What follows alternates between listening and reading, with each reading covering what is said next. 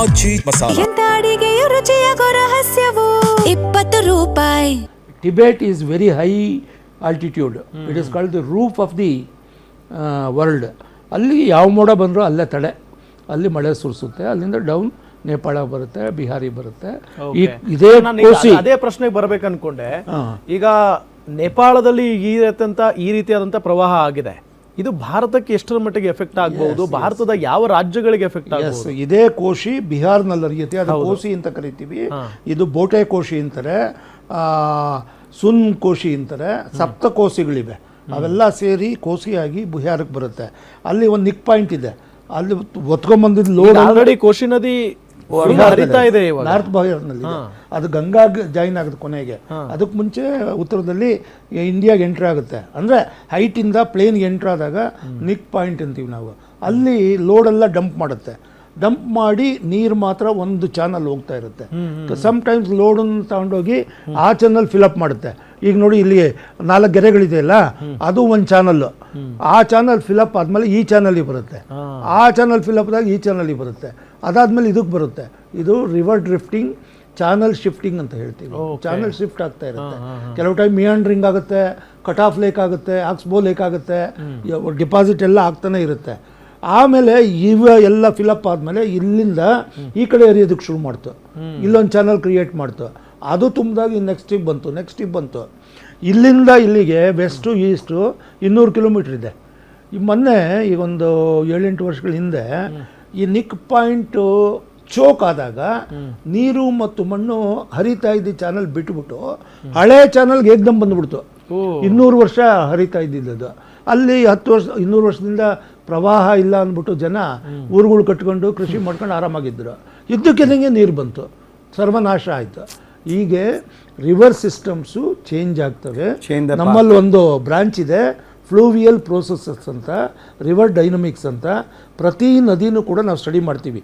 ಅದು ವೇದಾವತಿ ಇರ್ಬೋದು, ಪೆನ್ನಾರ್ ಇರ್ಬೋದು, ಅಥವಾ ನಿಮ್ಮ ಕೃಷ್ಣ ಭೀಮಾ ಇರ್ಬೋದು, ಕಾವೇರಿ ಇರ್ಬೋದು, ಗಂಗಾ ಕೃಷ್ಣ ಅಥವಾ ನರ್ಮದಾ ತಾಪ್ತಿ, ಇವೆಲ್ಲವನ್ನು ಕೂಡ ಚಂಬಲ್, ಇವೆಲ್ಲವನ್ನು ಕೂಡ ಕ್ವಾಟರ್ನರಿ ಜಿಯಾಲಜಿ ಅಂತ ಕೂಡ ಕರಿತೀವಿ ನಾವು.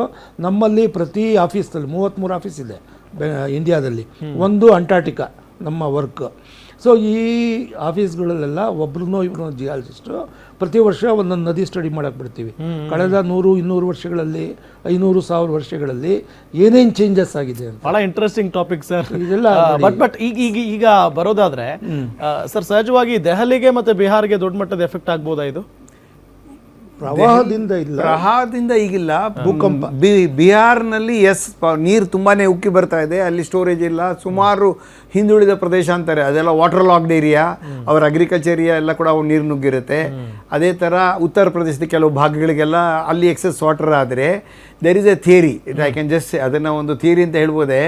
ಏನು ಚೈನಾದವರು ವಾಟರ್ನ ಈ ಥರ ಮಾಡಿ ಸ್ಟೋರ್ ಮಾಡಿಕೊಂಡು ಮಳೆ ಬಂದಾಗ ಆಸ್ ಇಟ್ ಈಸ್ ನೀರಿನ ಮಟ್ಟ ಜಾಸ್ತಿ ಇರುತ್ತೆ, ಇನ್ನಿಷ್ಟು ಎಕ್ಸ್ಟ್ರಾ ಬಿಟ್ಟು ಅಂತಂದರೆ ಕೆಳಗಡೆಗೆ ಇದರಲ್ಲಿ ತೊಂದರೆ ಆಗಬೇಕು ಅಂತ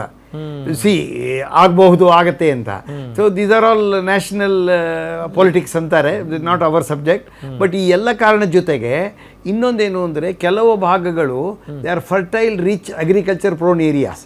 ಬಟ್ ಈಗ ನಮ್ಮ ರೈತರುಗಳು ತುಂಬ ಕೆಮಿಕಲ್ಸ್ ಎಲ್ಲ ಯೂಸ್ ಮಾಡಿ ಭೂಮಿ ಬರಡಾಗೋಗಿದೆ. ಅದರಲ್ಲಿ ವಾಟರ್ ರಿಟೆನ್ಷನ್, ವಾಟರ್ ಅಬ್ಸಾರ್ಪ್ಷನ್, ಈಗ ಸರ್ ಹೇಳೋಂಗೆ ಜಿಯೋಸ್ಟ್ಯಾಟಿಕ್ ಮೂಲಕ ವಾಟರು ಅಂತರ್ಜಲ ಎಲ್ಲ ನಾವು ಬಿಲ್ಟ್ ಮಾಡ್ತಾ ಇದ್ದೀವಿ. ಅಕ್ರಾಸ್ ದಿ ಕಂಟ್ರಿ ಎಲ್ಲ ಕಡೆಗೂ ನಾವು ಬೋರ್ ಹೊಡೆದು ನೀರು ತೆಗಿತಾ ಇದ್ದೀವಿ. ಬಟ್ ಅದೇ ಪ್ರಮಾಣದಲ್ಲಿ ಎಷ್ಟು ನೀರನ್ನ ಒಳಗೆ ಬಿಡ್ತಾ ಇದ್ದೀವಿ? ಒಳಗೆ ನೀರು ಹೋಗೋದಕ್ಕೆ ಆಸ್ಪದ ಇಲ್ಲ. ಇದು ಸಾಯಿಲ್ ಶಕ್ತಿ ಇಲ್ಲದೆ ಇರೋದ್ರಿಂದ ಮಣ್ಣು ಕೊಚ್ಕೊಂಡು ಬರೋದು ಜಾಸ್ತಿ ಆಗುತ್ತೆ. ಸಣ್ಣ ಸಣ್ಣ ಮಳೆಗೂ ಕೂಡ ಹರಿದು ಹೋಗಿ ಸಾಯಿಲ್ ಇರೋಷನ್ ಆಗುತ್ತೆ. ಅವುಗಳಿಂದ water path procedure is changing, path is changing. ಈ ಎಲ್ಲ ಕಾರಣಗಳಿಗೂ ಏನು ಅಂತಂದರೆ ಸರ್ವತೋಮುಖವಾದ ಅಭಿವೃದ್ಧಿನೂ ಆಗಬೇಕು, ಪ್ರಕೃತಿನೂ ನಾವು ಮೇಂಟೈನ್ ಮಾಡಬೇಕು. ಇದಕ್ಕೆ ಒಂದೇ ಆಶ್ರಯ ಅಂದರೆ ಚೆನ್ನಾಗಿ ಗಿಡಗಳನ್ನು ಬೆಳೆಸಿದಾಗ, ಇರೋ ಗಿಡಗಳನ್ನ ಕಟ್ ಮಾಡದೆ ನಾವು ಮೇಂಟೈನ್ ಮಾಡಿದಾಗ ಒಂದು air oxygen, they are the main source of oxygenation for the human being to survive ಅಂತ. ಅದರ ಜೊತೆಗೆ we have to hold the part of water and other things. But natural calamity ಆಗ್ತಾ ಇದೆ, ಅದನ್ನು ಪ್ರಿವೆಂಟ್ ಮಾಡೋದಕ್ಕೆ ಏನಂದರೆ ಪೊಲ್ಯೂಷನ್ ಕಂಟ್ರೋಲ್ ಮಾಡ್ಬೋದು. ಇದು ಎಲ್ಲವೂ ಅಲ್ಲದೆ ಇನ್ನೂ ಒಂದು, ಈ ನಮ್ಮ AC ಗಳೆಲ್ಲ ಯೂಸ್ ಮಾಡ್ತಾ ಇದ್ವಿ, ಇದರಲ್ಲಿ ಫ್ರಯಾನ್ ಅನ್ನೋ ಗ್ಯಾಸ್ ಇದೆ. That is also danger for damaging our ozone layers and all. ಅವುಗಳಿಂದನೂ ಕೂಡ ಸುಮಾರು ಎನ್ವೈರ್ಮೆಂಟಲ್ ವೈಪರೀತ್ಯಗಳು ಆಗ್ತಾ ಇದೆ ಅಂತ various studies have shown it no actually. Yes sir. ನೋಡಿ ಇವ್ರು ಹೇಳಿದ್ರು ಗಂಗಾ ನದಿ ಸುತ್ತಮುತ್ತ ಕೋಸಿ ನದಿನ ಬಿಹಾರದ ಕಣ್ಣೀರಿನ ನದಿ ಅಂತ ಕರೀತಿದ್ದಾರೆ. ಪ್ರವಾಹ ಆಗ್ತಾನೆ ಇರುತ್ತೆ. ಇದಕ್ಕೆಲ್ಲ ಮೂಲ ಅಲ್ಲಿ ನೇಪಾಳು, ಅದರಿಂದ ಮೇಲ್ಗಡೆ ಟಿಬೆಟಿಂದ ಟಿಬೆಟ್ ಈಗ ಚೈನಾ ಆಗಿದೆ. ಸೊ ಈ ಬೇರೆ ರಾಜ್ಯಗಳು ಉತ್ತರಾಖಂಡ, ಕಾಶ್ಮೀರ, ಮತ್ತು ನಿಮಗೆ ಉತ್ತರ ಪ್ರದೇಶದ northern part, West Bengal Darjeeling part, ಅಥವಾ ನಿಮಗೆ ಸಿಕ್ಕಿಂ, ಭೂತಾನ್, ಅರುಣಾಚಲ್ ಪ್ರದೇಶ್, ಇವೆಲ್ಲವೂ ಕೂಡ ಸೇಮ್ ಫುಟಿಂಗ್ ಇದೆ. ಎಲ್ಲದು ಕೂಡ ಹಿಮಾಲಯನ್ ರಿವರ್ಸು, ಇನ್ನು ಹಿಮಾಲಯನ್ ಡೈನಮಿಕ್ಸ್ ಒಂದೇ ಇದೆ, ಒಂದಲ್ಲ ಒಂದು ಕಡೆ ಆಗ್ತಾನೆ ಇರುತ್ತೆ.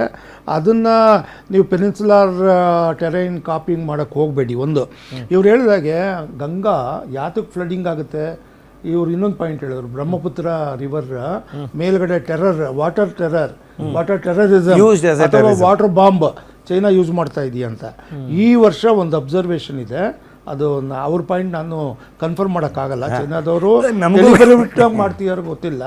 ನಾವು ಇಂಡಸ್ ಟ್ರೀಟಿ ಹಿಡಿದಿಟ್ಕೊಂಡಿದ್ದೀವಿ, ಪಾಕಿಸ್ತಾನ ನೀರು ಕೊಡ್ತಾ ಇಲ್ಲ. ಇವೆಲ್ಲ ಇಂಟರ್ನ್ಯಾಷನಲ್ ಪಾಲಿಟಿಕ್ಸ್, ಅದು ಬೇರೆ ವಿಷಯ. ಆದರೆ ಈ ವರ್ಷ ಬ್ರಹ್ಮಪುತ್ರದಲ್ಲಿ ಹೆಚ್ಚಿನ ಪ್ರವಾಹ ಆಗಿದೆ ಪ್ರತಿ ವರ್ಷಕ್ಕಿಂತ. ನಾನು ಶಿಲಾಂಗ್ನಲ್ಲಿದ್ದಾಗ ಒಂದು ಪ್ರಾಜೆಕ್ಟ್ ತಗೊಂಡಿದ್ದು, ಧೆಮಾಜಿ ಡಿಸ್ಟ್ರಿಕ್ಟ್ ಫ್ಲಡ್ ಮಿಟಿಗೇಷನ್ಗೆ ಪ್ಲಾನ್ ಮಾಡಿದ್ದು, ಆ ರಿವರ್ ಕೋರ್ಸು ಸ್ಟಡಿ ಮಾಡಿದ್ದು. ಬ್ರಹ್ಮಪುತ್ರ ಸೆಂಟ್ರಲ್ ಕೋರ್ಸ್ ಬಿಟ್ಟು 50 ಕಿಲೋಮೀಟ್ರ್ ಈ ಕಡೆಗೆ, 50 ಕಿಲೋಮೀಟ್ರ್ ಈ ಕಡೆಗೆ ಫ್ಲಡ್ ಪ್ಲೇನ್ಸ್ ಇದೆ. ಅದು ಪ್ರೆಡಿಕ್ಟ್ ಮಾಡೋದೇ ಕಷ್ಟ, ಯಾವಾಗ ಯಾವ ಕಡೆ ಪ್ರವಾಹ ಆಗುತ್ತೆ ಅಂತ. ಅಲ್ಲಿ ಏನು ಅಂದರೆ ಒಂದು ಸಜೆಷನ್ ಇದೆ ನಂದು, ಪ್ರವಾಹ ಯಾವಾಗ ಬೇಕಾದ್ರೂ ಬಂದ್ಕೊಳ್ಳಿ, ಈ ಫ್ಲಡ್ ಪ್ಲೇನ್ ಬಿಟ್ಟು ದೂರದಲ್ಲಿ ಮನೆಗಳು ಕಟ್ಟಿ ಕೃಷಿಕರಿಗೆ, ಪೂರ್ ಫ್ಯಾಮಿಲಿಗಳು. ಆಮೇಲೆ ಹೌಸ್ ಆ್ಯಂಡ್ ಸ್ಟಿಲ್ಟ್ಸ್ ಮಾಡಿ, ಒಂದು 10 ಅಡಿ 12 ಅಡಿ ಬರೀ ಕಾಲು ಸಿಮೆಂಟಿನ ಪಿಲ್ಲರ್, ಅದ್ರ ಮೇಲ್ಗಡೆ ಮನೆಗಳು ಮಾಡಿ. Yes sir.